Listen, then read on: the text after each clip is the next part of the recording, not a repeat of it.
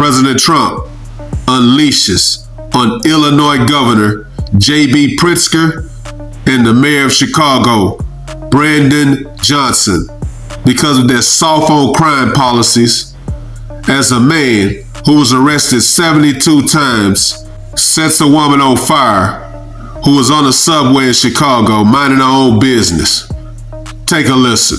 And we could do that in Chicago, by the way, if they would let us. If the mayor was a low IQ person, but he should understand this is a very serious thing. You saw all the crime that took place last night, the night before. The woman with the burning, they burned the woman.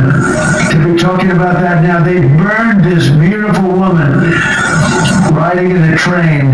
A man was arrested 72 times. 72 times, think of that. And they'll let him out again. Who was Donald Trump talking about? This guy. Arrested over 72 times. Takes off his ankle monitor and goes on a rampage and sets a young lady on fire. The lady minding her own business, probably on Facebook, Instagram, or TikTok. And this piece of shit rolls up behind her and sets her on fire inches from her life, where she's struggling to survive, weeks away from Thanksgiving. Take a listen. Democrat leaders accusing them of letting crime spin out of control as Fox uncovers newly obtained court records showing a string of glaring red flags missed before a suspect carried out a brutal attack on a Chicago train.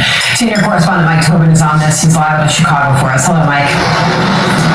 And the court records we've obtained show that this career criminal, Lawrence Reed, was repeatedly violating the curfew for his electronic monitoring, and the Cook County Chief Judge's Office was being alerted. 7 times it happened in the month of November. 4 times the system showed an escalated alert. Now on Wednesday, November 12th, the record shows Reed stayed out all night, similar violation on Friday.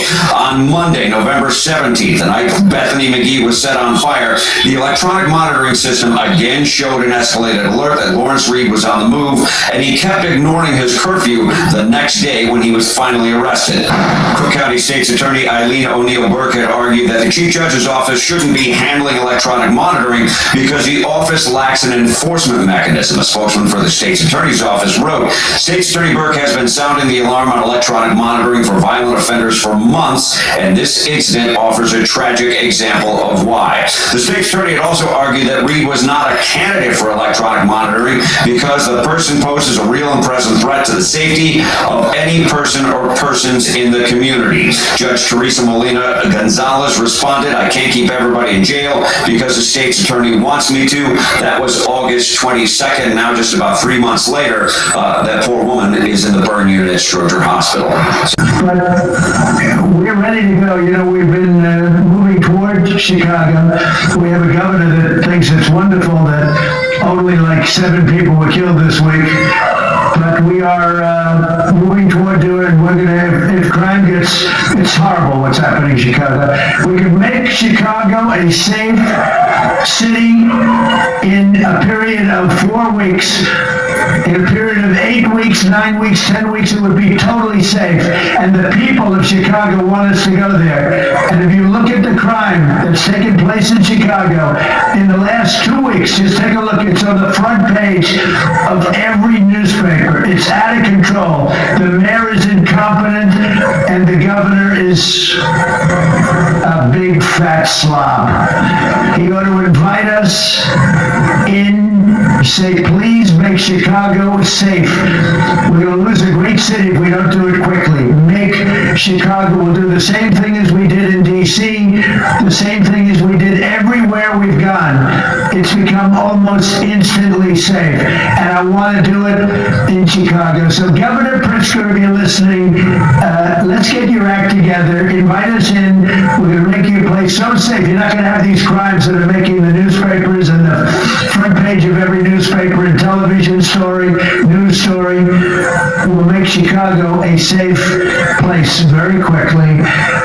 I looked at the various cases, granting mercy, discovering that the terrible trauma that everyone's going through, and I had a little bit of a Pritzker joke. I was going to talk about Pritzker and size, but when I talk about Pritzker, I get angry because he's not letting us do the job. So I'm not going to tell my Pritzker joke. They have a very cute little joke, you know. Some speechwriter wrote some joke about his weight, but I would never want to talk about his weight. I don't talk about people being fat. I refuse to talk about the fact that he's a fat slob. I don't mention it. On a more serious note, as we gather around the dinner table, I'd like to lose a few pounds too, by the way. Brett, you got to hear this. Very importantly, we've been doing the things that are necessary to bring crime down, right? We've invested in community violence interruption. We've invested in police. I've added more state police than any governor in quite a long time. It's very important that we do both of those things and more to invest in our communities so that we bring crime down. We're doing that. You know who's doing the opposite? Donald Trump. That's not what If you hear from your constituents, your residents, and they say, ask for help. If help is being offered, ask for help. I have. And I regularly say, you've heard me, anybody that's listened to me has heard me say, and I believe this is absolutely necessary, bring us FBI. We want to go after the gang members. Bring us DEA. We'd like to get more drugs off the streets. Fentanyl is killing too many people in Illinois. I want to point out, by the way, in the state of Illinois, we are 19th safest. I'd like to be number 1 or number 2 safest. 19th safest, not 50th, not 45th, 19th. We're doing a good job of addressing crime and bringing it down steadily, doing the job but it's not going to get brought down by bringing soldiers onto the streets of Americans. This governor continues to say the state of Illinois, and specifically Chicago, is safe.